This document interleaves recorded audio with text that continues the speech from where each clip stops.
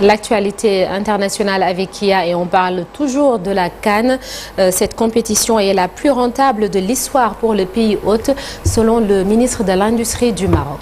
Effectivement, Sornanata, comme vous le savez et comme nous le savons, le Sénégal a remporté la Coupe d'Afrique des Nations en battant le Maroc 1-0 après prolongation. Ce 18 janvier 2026 à Rabat, une défaite amère pour les supporters marocains.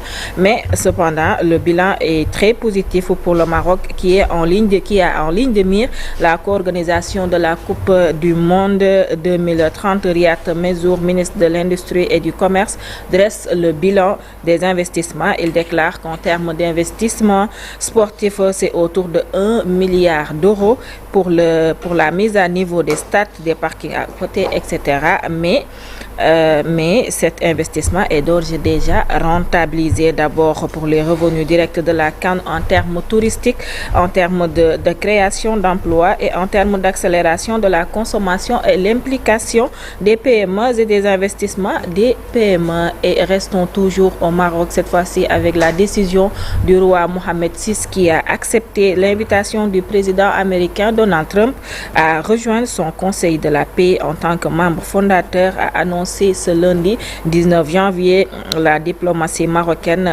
Pour le Maroc, cette initiative vise à contribuer aux efforts de paix au Moyen-Orient et adopter une nouvelle approche pour résoudre les conflits dans le monde. Et cette fois-ci, on quitte le Maroc, direction le Mali, où Moussa Mara sera fixé sur son sort le 8 février prochain. L'ex-premier ministre a comparu ce lundi 19 janvier devant la cour d'appel de Bamako en détention depuis le 1er août. Moussa Mara a été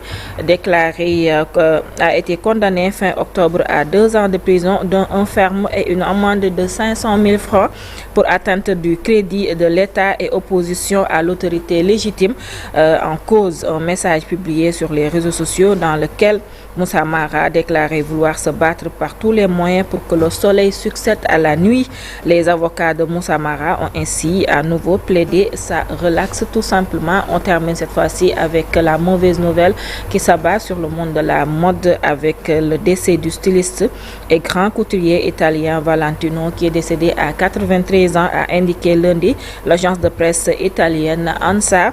Il est décédé à son domicile à Rome, a ajouté l'agence, citant la fondation Valentino Garavani et son partenaire de longue date et créateur Giancarlo Giamenti. Il s'est éteint paisiblement dans sa résidence romaine entouré de l'affection de ses proches, a annoncé la fondation Sornanata. C'était tout pour l'actualité internationale de ce jour. Merci beaucoup Kia. À tout à l'heure pour la version Wolof de l'actualité internationale. Ce sera dans une vingtaine de minutes. Football après le sacre des Lions. Certains parlent d'éventuelles sanctions. On en parle dans la seconde partie avec Maître Cheikh Amadou Ndiaye, avocat spécialiste du droit du sport. Et puis notre invité, Adama Sow, membre du comité d'organisation de l'appel de Seydina Limamoulaye. Il sera avec nous aux alentours de 9h. En attendant, la une des journaux parus ce mardi.